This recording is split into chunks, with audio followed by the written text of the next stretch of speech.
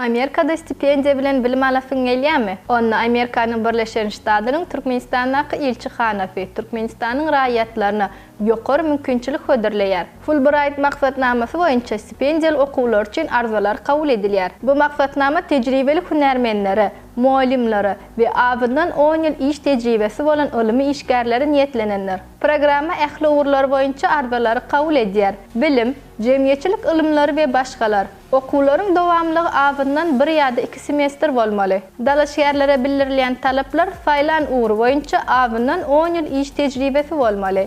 Dalaşgär ABŞ-da teklip eden ilim işini alyp barmak üçin ingliz dilini subara bilmelidir. Dalaşgärlere hünär aýratynlyklary boýunça baha berip biljek adamlardan 3 sany rekomendasiýa hatlary, ilim barlygy işiniň hödürnamasyny öz içine alýan, doli ýagdaýda doldurulan maksatnamanyň foragnamasy. Üniversitenin 2 semestrlik meýnnama tawşyrýan dalaşgär alyp barjak ilim barlygy işleriniň wagty boýunça bölünen takyk tertipnamasyny tawşyrmalydyr. Bolmasa olaryň meýnnamasy awtomatik usulla 1 semestra gyfaldylýar. Dalaşgär Türkmenistanyň raýaty bolmalydyr we foralýan foragnamany tawşyrýan döwri Türkmenistanyň çägirine ýaşamalydyr we işlemelidir. Fulbright maksatnamasynyň goşmaçy bölümleri hem bar.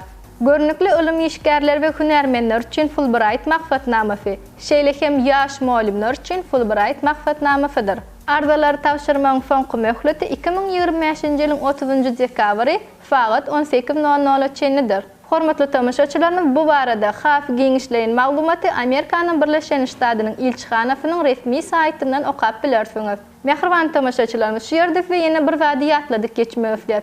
Egerde siz hem daşar ýurtda bilim almak isleýän bolsaňyz, onu resmi namalaryňyzyň dogry we takyk terjime edilmegi wajyp bolup durýar.